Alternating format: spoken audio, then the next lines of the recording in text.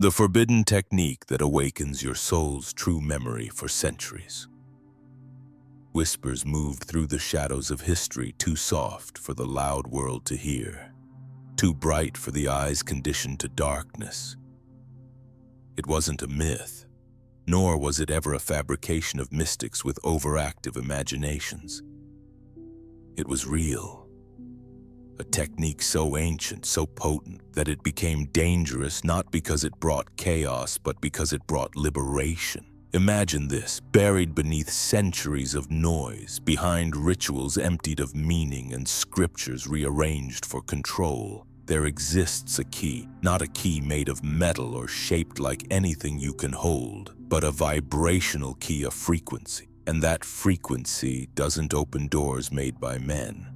It opens the gateway to the most sacred vault imaginable, the memory of your soul. This technique doesn't teach you anything new. It does not pretend to give you something you don't already have. That's why it was hidden. It doesn't feed the illusion of lack. It dissolves it. It doesn't build towers of belief. It returns you to stillness. And that stillness is what power fears most. You see, the greatest deception ever performed wasn't to make us ignorant. It was to make us believe we were something we're not.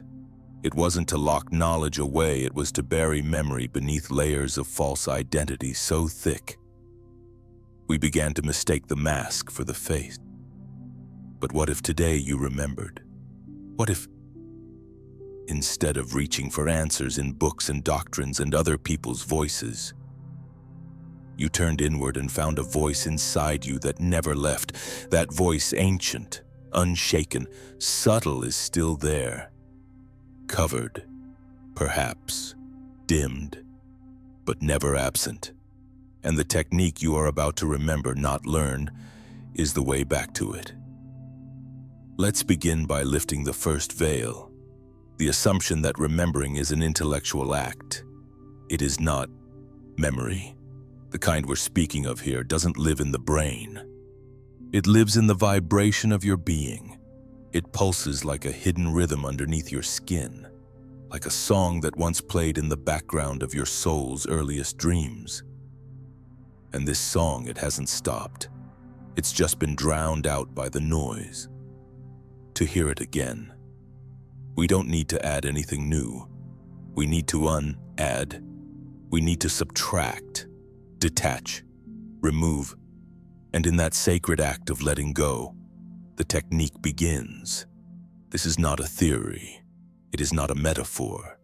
It is not philosophy for the sake of thought. This is experience direct, raw, irreducible. If you're still reading these words, it means something within you is already stirring. Perhaps it never truly slept. Perhaps it was waiting for the exact alignment of now. The ancient schools of wisdom knew this. They didn't need textbooks or podiums.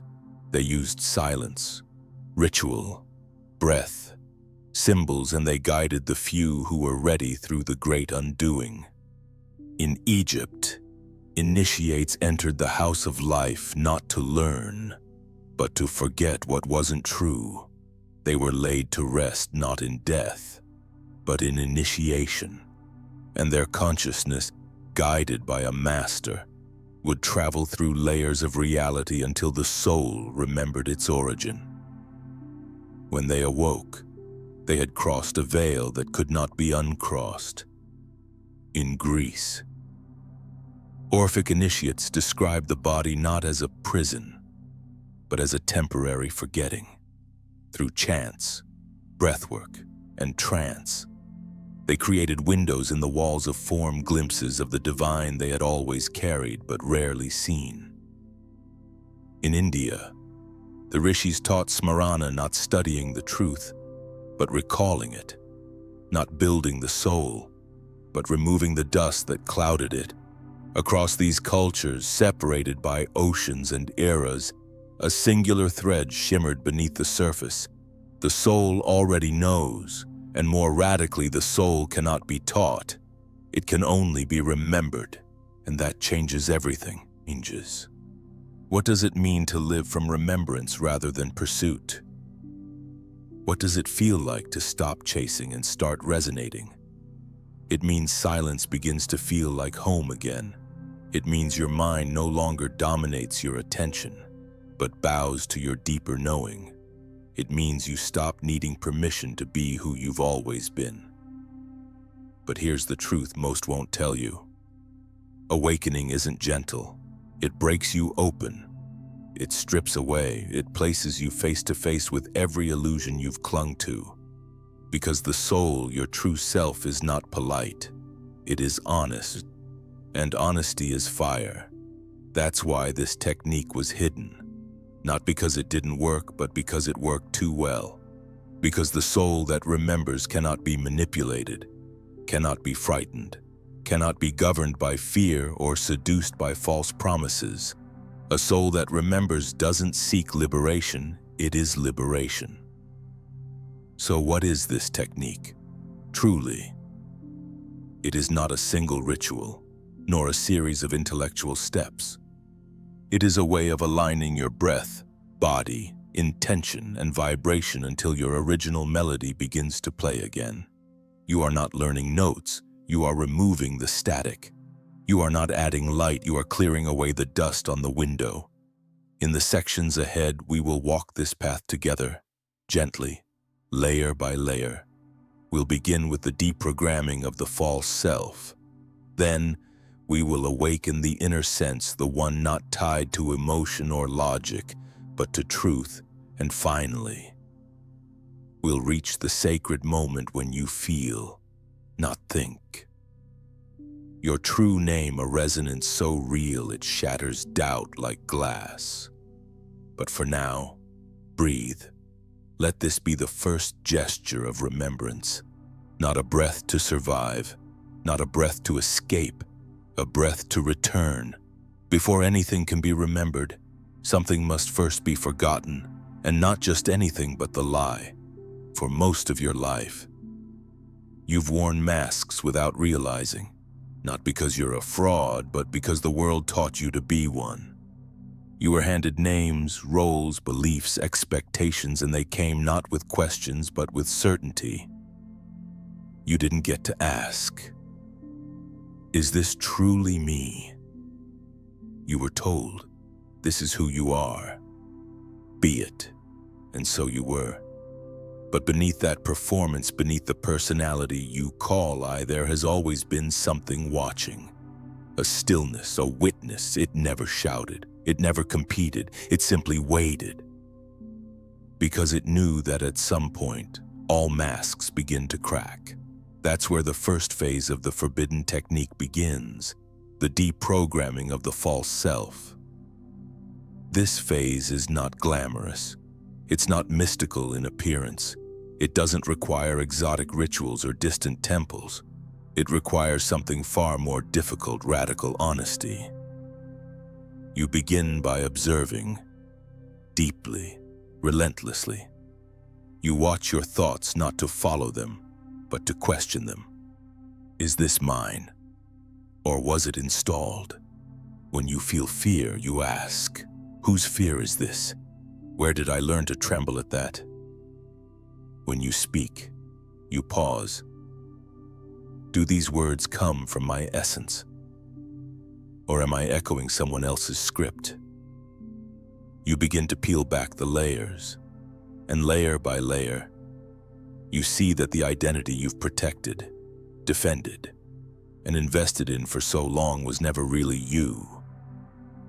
It was a collage of reactions, a defense mechanism, a survival suit, useful, perhaps, for navigating a world that demands masks, but suffocating. If mistaken for truth, you were not born afraid. You were taught to fear. You were not born ashamed. You were taught to hide. You were not born fragmented. You were told who to be in pieces. The soul doesn't speak in fragments. It speaks in vibration, wholeness, presence. So how do you unlearn? Not by attacking the false self, not by waging war with your ego, but by seeing, deep, consistent seeing, because what is seen clearly loses its power to deceive. That's why many avoid this stage. Because seeing requires stillness, and in stillness the truth emerges, not the one you read in books, but the one your soul already knows. And that truth isn't always flattering. It shows you where you've lied to yourself, where you've clung to illusion, where you've sought validation from mirrors that never reflected your real face. It is uncomfortable, but necessary. Because no seed becomes a tree without first splitting open.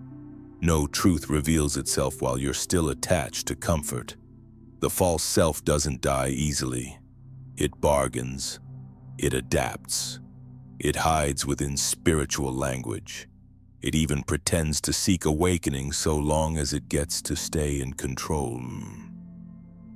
But it cannot survive under the light of remembrance.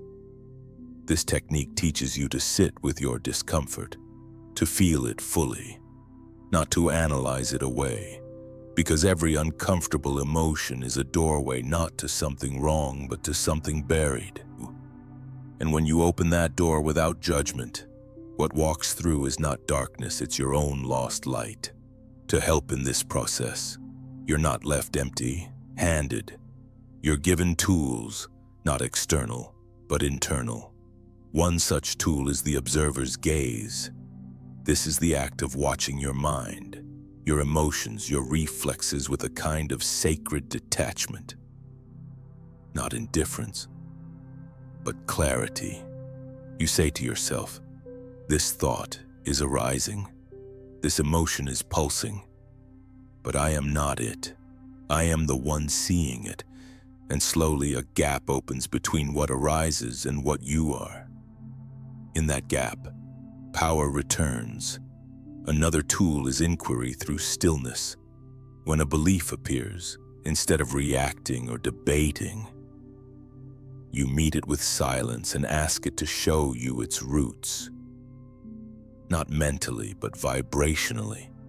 You feel into it. You listen with your body, and the truth always has a frequency, and the body knows when something resonates. It tightens when a lie is spoken. It softens when truth is near. This is not about being perfect, it's about being real. The goal of this phase is not to destroy the ego, it's to see it, to recognize it as a tool, not a master, a map, not the terrain. As you continue this practice, something begins to shift. A voice inside you, once quiet, begins to speak more clearly. It says things like, "This isn't yours. You never wanted this. That belief doesn't fit you anymore. That fear is not your truth." And you listen. And as you listen, the false self starts to dissolve, not through force, but through irrelevance. You don't fight illusions when you remember who you are. You simply stop feeding them. Let this be your first fire of remembrance. Not one that burns to punish, but one that clarifies. A flame held steady in the temple of your heart, illuminating all the places you forgot to look. You are not here to become someone else. You are here to remove what you never truly were. This is the sacred unraveling.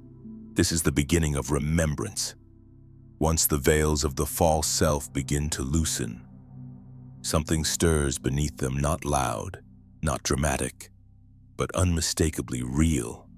It's a sense you've carried all your life, though it rarely had a name. It's not vision, not hearing, not feeling in the emotional sense. It's something deeper, a knowing without thought, a clarity without logic, a perception that doesn't arrive from the outside, but awakens from within. This is your inner sense, what ancient initiates called direct perception. And the second phase of the forbidden technique is its awakening. You may have brushed against it in moments of sin, in dreams you couldn't explain, or during times of deep awe when the world suddenly felt both vast and strangely familiar. This sense is the organ of your soul's memory, and it doesn't speak in words, it speaks in symbols, sensations, and presence. But here's the paradox. You don't force it awake. You tune into it. To understand this, imagine your inner world as a vast space filled with faint frequencies. Most of the time, your attention is caught by the loudest signals, the constant mental chatter, the demands of the body, the echo of emotional tides. But beneath all that is a subtle vibration, always humming. It's been there since before you had language. It's the place you came from and the place you'll return to. The technique does not give you this sense. It helps you remember how to hear it again. So how do you tune in? It begins with mindful breathing, but not just any breath. This is breath not taken for survival, not managed by unconscious habit, but performed as a sacred act. Each inhale becomes a return. Each exhale a release. You are not breathing to alter reality, you are breathing to remember it. With each slow breath, your attention returns to the body not as flesh and bone, but as a temple. And in this temple, silence becomes sacred, stillness becomes alive. And in that stillness, your inner sense begins to rise. The technique guides you through this space using rituals of silence, not elaborate, not theatrical, but intentional. You sit, you breathe, you observe, and you allow whatever arises to pass through you like wind through a field. Then come the symbols. In ancient traditions, symbols were not decorations. They were living gateways. You don't invent them, you receive them. Through focused imagination, not fantasy, but intention, you begin to visualize. A lotus blooming at your heart, a flame at the center of your forehead, a mirror in the core of your chest reflecting only what is real. These are not mere metaphors. Used with devotion, they become activation codes because your soul speaks in image and vibration. And when it sees itself mirrored in these timeless forms, it begins to awaken, not as an idea, but as an experience. This is where the technique becomes mystical, not because it's detached from reality, but because it reveals the hidden dimensions of it.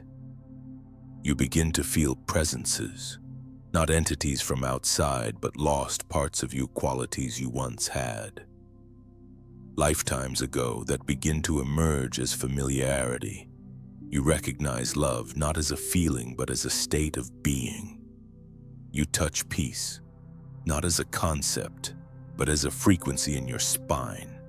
You notice trust, not as a decision, but as a presence standing quietly in your breath. You don't chase these things, you remember them. This is the stage where the boundary between inner and outer begins to blur. You'll be walking through the world and suddenly you'll feel a message not spoken, not shown, but known. You'll sense the subtle shift of energy in a room. You'll meet a person and know what they're carrying without a word exchanged. Your inner sense begins to lead your perception, not follow it. This doesn't mean you lose your rational mind. It means your rational mind takes its rightful place not as master, but as servant to a deeper wisdom. And here, another truth is revealed. What you imagine with devotion, the soul accepts as real. This is not fantasy, it's alchemy. When you focus on a sacred image, say, a beam of light descending from above into your heart, your soul doesn't ask, is this scientifically accurate? It asks, is this true in essence? And if your intention is clear, it responds. That imagined light becomes a memory. That visualized flame becomes warmth. That internal mirror begins to reflect the face you forgot you had. This is why the technique has always been practiced in secret, because in the wrong hands, imagination becomes delusion. But in awakened hands, imagination becomes initiation. You begin to walk differently. You begin to listen with your skin. You start to speak not from your thoughts, but from your presence. and slowly the veil thins. Your outer life may look the same. You still pay bills, you still speak to others, but internally everything has changed. You are no longer reacting from noise. You are responding from resonance. Let us pause here, just for a moment. Let your breath become your focus again. Inhale not to take in the world, but to return to yourself. Exhale not to push anything away, but to surrender what was never truly yours. Your inner sense is not something you earn. It's who you were before forgetting. This is how you awaken it, not with effort, but with sacred attention. And this is only the beginning. There are truths so ancient, so intimate, that they were never written down, not because they were forgotten, but because they were too sacred for ink. Among those truths, whispered across mystery schools and buried in symbolic language, is this: every soul carries a name, not a name to be spoken, but a vibration to be remembered. This name is not John or Sarah or any word shaped by the tongue. It is not the label given to you at birth, nor the one etched on paper. Your true name cannot be found in language. It can only be felt. It resonates in the core of your being, an echo that, when activated, makes all falsehood crumble and all truth become self-evident. This is the third phase of the technique, resonance with the true name. To understand this, imagine yourself as an instrument and your true name as a tone that, when struck, makes the entire instrument vibrate in perfect harmony. For most, that tone has long been muffled by layers of dissonance, external beliefs, inherited fear, trauma, and noise.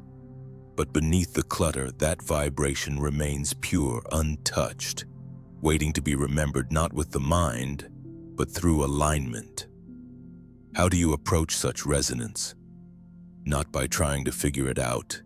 The soul doesn't operate on deduction. It responds to invitation.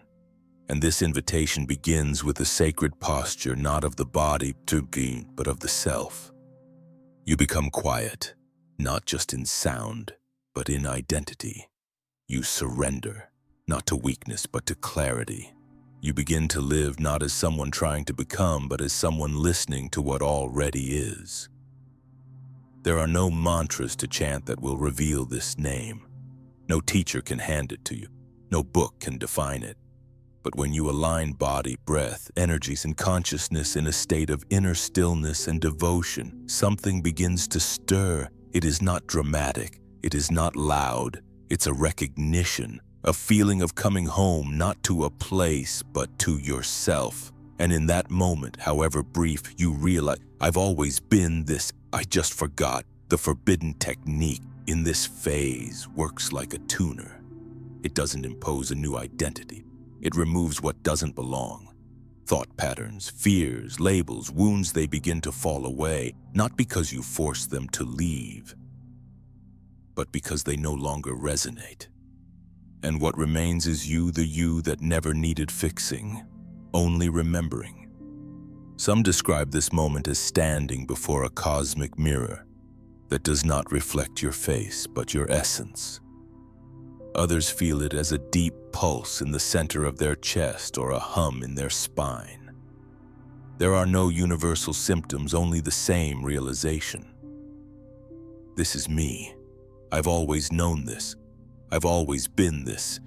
It's not a memory in the narrative sense. It's not an event you recall. It's a frequency that floods your field with clarity. From this point on, your relationship with the world begins to shift.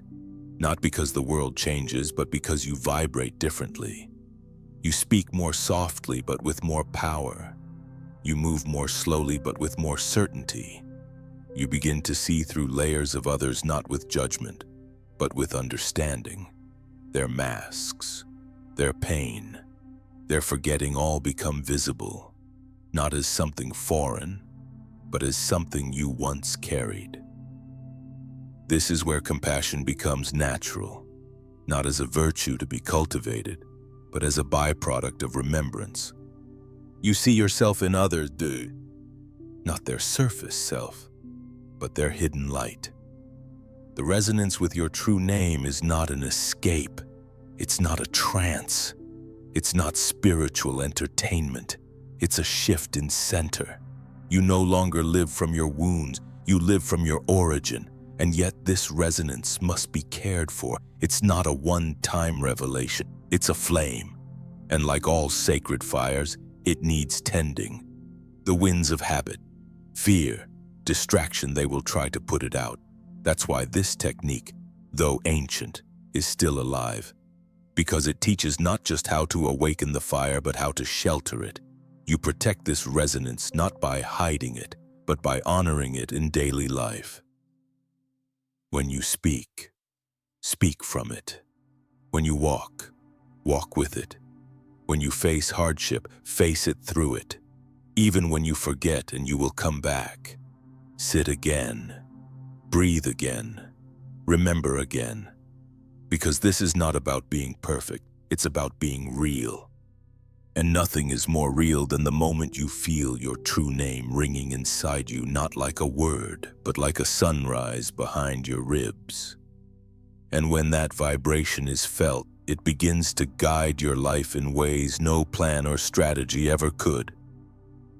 Opportunities appear not as chance, but as response.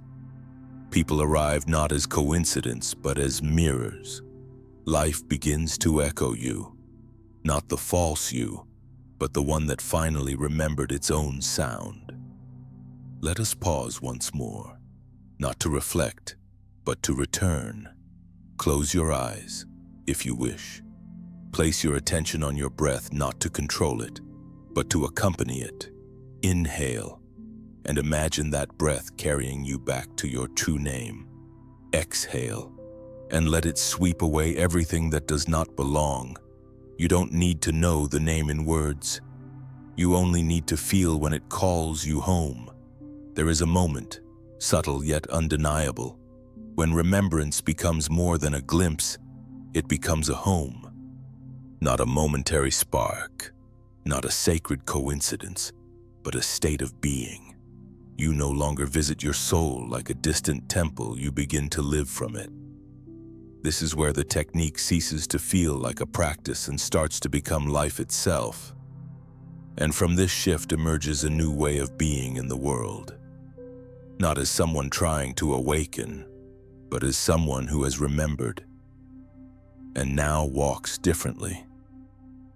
In this phase, you begin to see clearly that awakening was never meant to be an escape. It was meant to be a return, a coming back to the ordinary with extraordinary presence.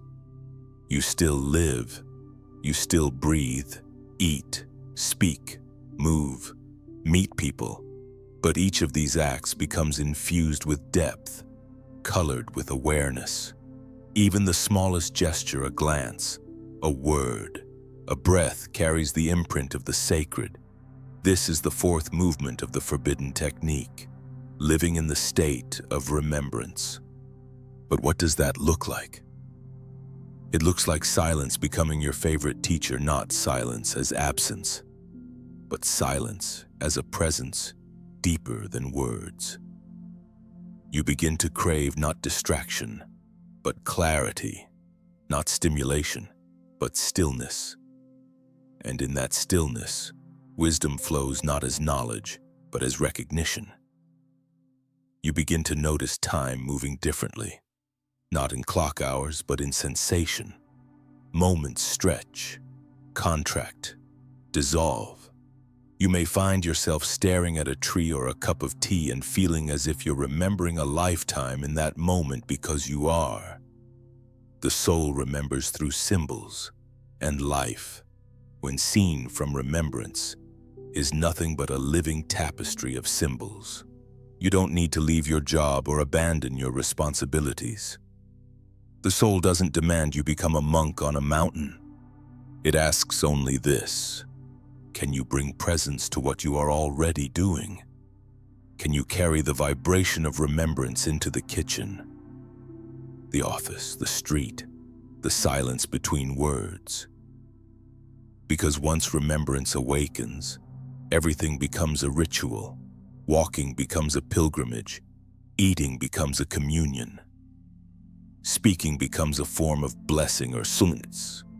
And listening becomes sacred. You begin to feel others not through their personalities, but through their energy.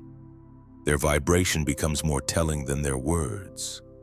And compassion arises, not because you're trying to be good, but because your soul recognizes its own fragmentation in theirs. You stop reacting, and you start responding not with answers, but with presence. This is the paradox of awakening. It makes you more human, not less. It doesn't remove emotion, it deepens your relationship with it. You feel more fully. You cry more deeply.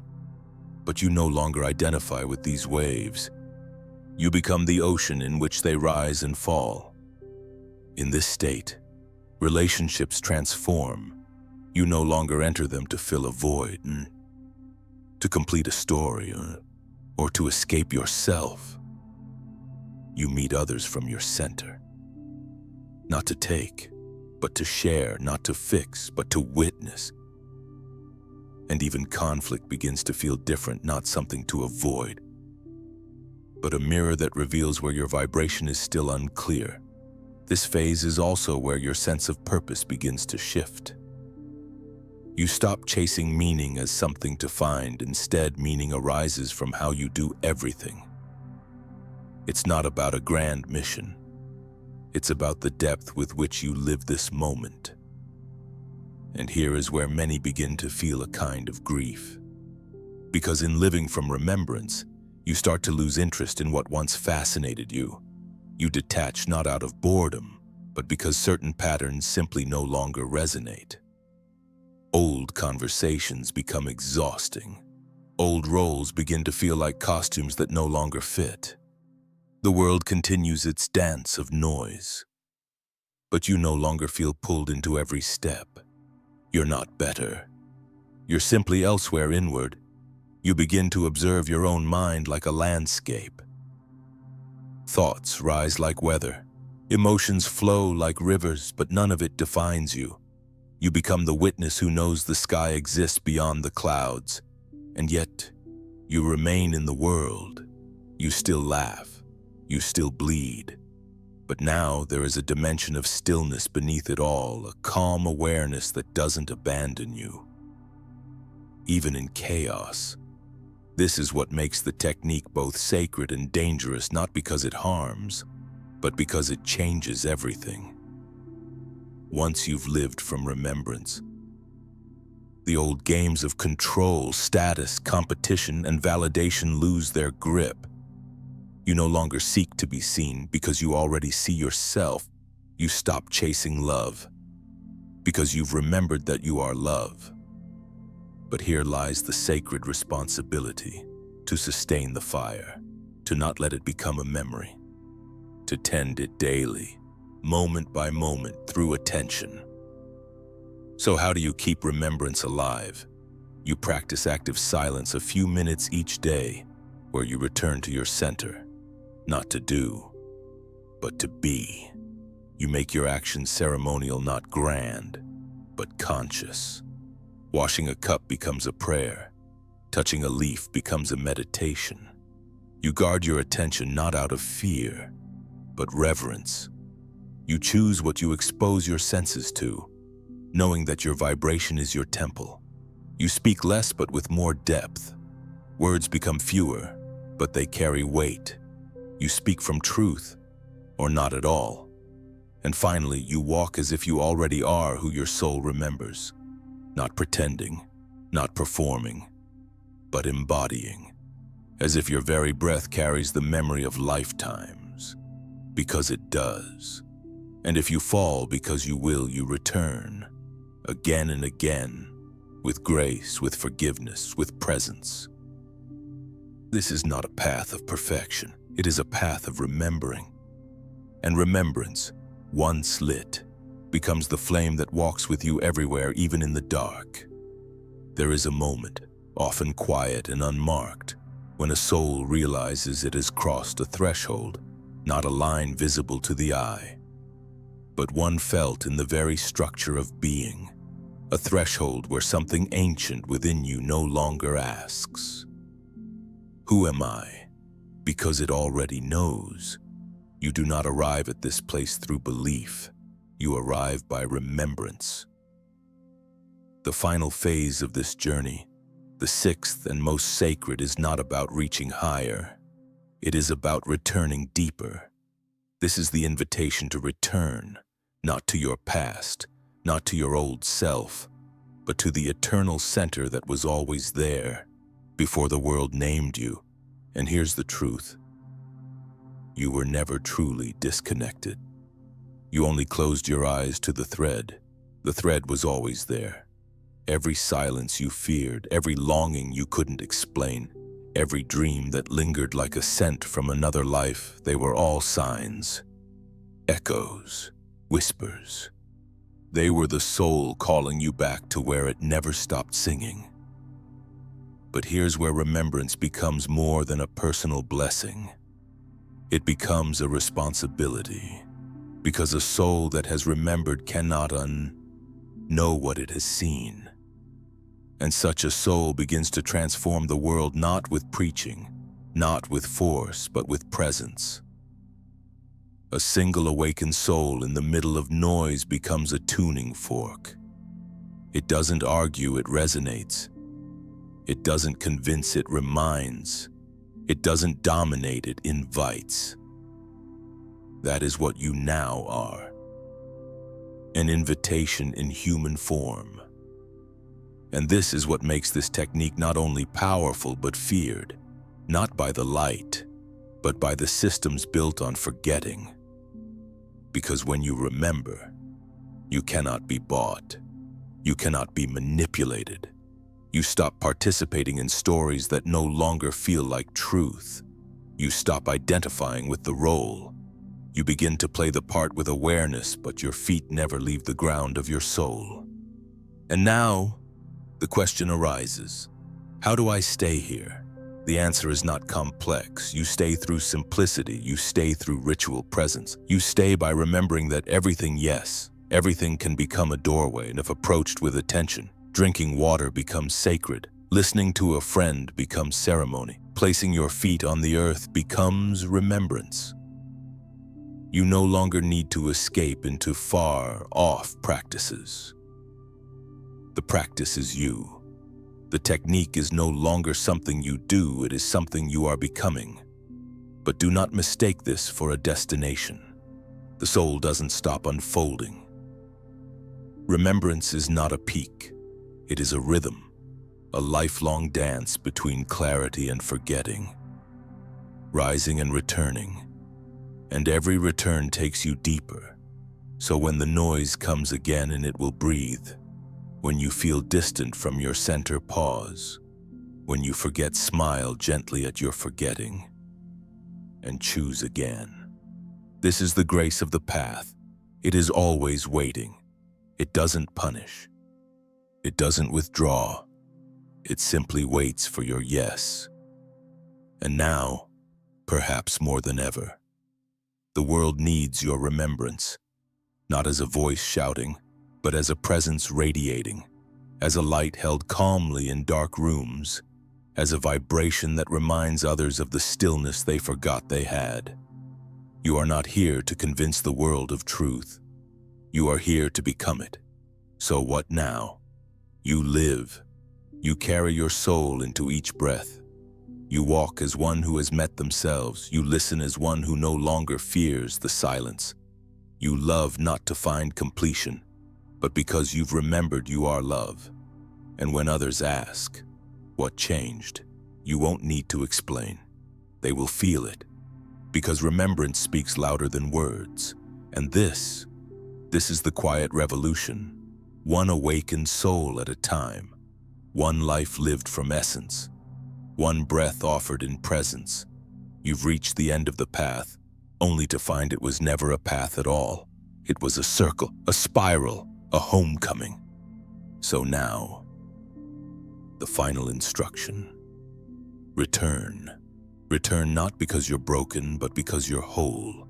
Return not because you are lost, but because you are found. Return not to something new, but to something eternal. You are not here to learn.